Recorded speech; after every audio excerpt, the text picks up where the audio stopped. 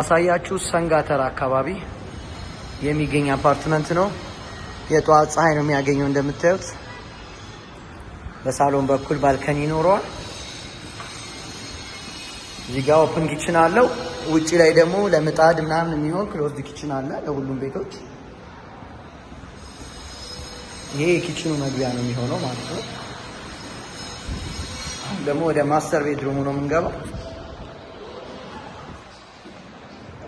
እዚህ ጋር ደግሞ መኝታ ክፍል ይኖራል። የማስተሩ በረንዳ ይኖረናል። በማስተርም በኩል የጠዋት ፀሐይ ነው የሚያገኘው።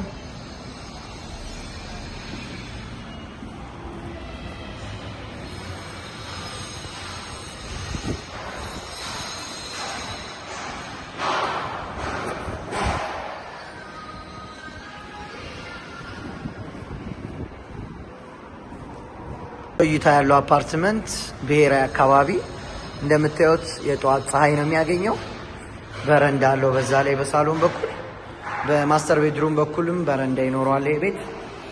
እዚህ ጋር ደግሞ ኦፕን ኪችን ይኖረዋል። ክሎዝድ ኪችን ከውጭ ያለ ለምጣድ ለተለያዩ አገልግሎቶች የሚሆን ለሁሉም ቤት የተዘጋጀ ስፔስ አለ። እዚህ ጋር ወደ ማስተር ቤድሩሙ ነው የምንገባው።